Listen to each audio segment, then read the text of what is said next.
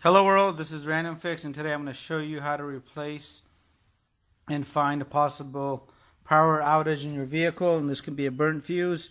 I was just actually putting air in this tire here after I installed new brakes and rotors on the vehicle, and long behold, the compressor went out in the middle of me doing that. So let me show you how I actually figure this out and how I go about it, maybe make your life a little easier. So the first thing I do is, when something like this happens, I make sure that it's connected, and this is connected really well in there. And the compressor, normally when you plug it in for the first time, you'll hear it just turn on for a second and turn back off. So that's not happening.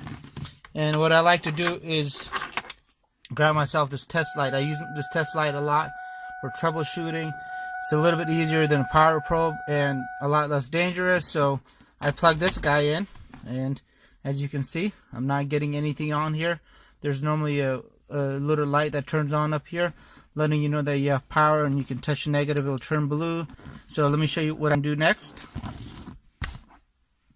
So what I do is I grab some leads like this that are connected to a cigarette lighter adapter like this, and these are really cool if you're going to go camping. You don't want to run everything from the inside of the vehicle, leave the ignition or anything else on. As long as your battery can handle it, this may be a better alternative, and they're a few bucks, so you get yourself one of these. And now I'm going to take that same test light that I had, and I'm going to plug it up in here, and you're going to instantly see that I got power. So now if I touch anything negative, it'll turn blue. If I touch anything positive, it'll turn red. This will work as long as the piece is not aluminum.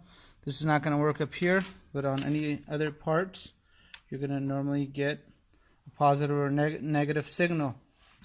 So what you can normally do is you could actually go in the owner's manual and figure this out. In this vehicle, I bought it secondhand, and I did not get an owner's manual, so I did a quick search, and they had this online. So I got the owner's manual, and I printed out just the pages I needed for the fuse box setup. So if you look in here, they have two different fuse boxes in this car. So one is going to be a passenger compartment. I'm going to show you guys where that is, and there's also another one underneath the engine right here, and that one's going to be the power distribution box, and that box is going to be right over here. Now normally these have the bigger fuses. And locate the actual fuse if you can find it on the paper. Some of them are pretty hard to read, but on this one over here, number 1 is going to be the cigarette lighter. It's a 20 amp fuse, right? So I was actually doing some testing here yesterday for my ABS module, and I know everything in this line is 15 amps. So I kind of use that as a reference. So whatever this is right here, this is normally going to be associated with the number 1 fuse. But on this particular Ford, nothing follows the same exact spec. So even though this is here, and this particular fuse, when you try to read it, it won't be in that same exact area. So I'm going to show you guys how to find this, and you don't need the owner's manual or anything else. This is probably the best tool I have. So if I was checking this right here, if I thought it was any of these, I can just go from side to side, and they should just both be the same signal. So sometimes you'll find that they're both going to be negative, and that's okay. You just don't want to see a positive and nothing on the other side, or a negative and nothing on the other side. So I just went through this whole center block here really quick, and you could do the same for these smaller fuses. You just touch that little metal contact right at the top here, and you would be able to just go through this whole box in a matter of minutes, and it'll really make your day a lot easier. So all this stuff in here has been checked out. These are going to be relays, and normally these do not go out when the cigarette lighter fuse burns out. So now let's go ahead and head on the inside, and let me show you guys where the passenger compartment fuse panel is located on this Ford Mustang. So right here, this is going to be the passenger side fuse compartment cover right here, and you actually want to remove this cover by grabbing it just like that. And once you remove it, you want to grab the fuse puller from here, and you have some nice spare fuses here just in case you need to use these. And what I'm going to do is I'm quickly going to do the same technique that I did out there for all these fuses right here. So this is that row of 15 that I was talking about. So everything is going to be located kind of opposite of that. So on the diagram, it actually shows me that it's this row right here. This fuse right here just is spare. This should not be in use. You can tell by on both sides it has no signal. So if you run across that, that's sometimes pretty normal. This has a positive signal right there, and a positive signal on this side.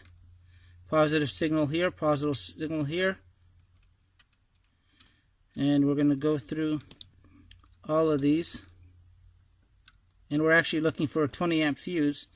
So it's really hard to read these. But right here I have no signal. So right here on this fuse, I actually got a positive signal on one side and no signal on the other.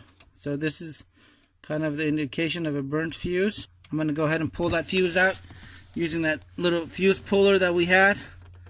And grab this out of here.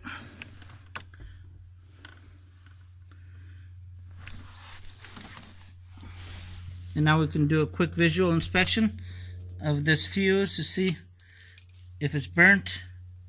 And look at that. That fuse is burnt. The middle part is missing. And that's what you're looking for. So I'm going to go ahead and grab myself a replacement fuse. Alright, so I got myself a replacement 20 amp fuse right here. You can see the 2-0 at the top there. So I'm going to go ahead and plug this back in to the same exact spot and seeing what happens. And let's see what happens with the compressor now.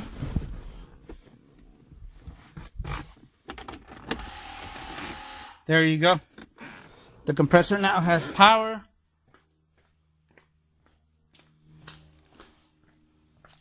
And I can go ahead and continue pumping my tire. But I really hope this video helped you guys out.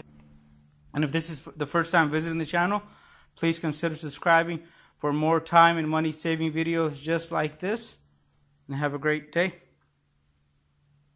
You know, if you guys have any comments, hit the subscribe button, and I really appreciate your continued support.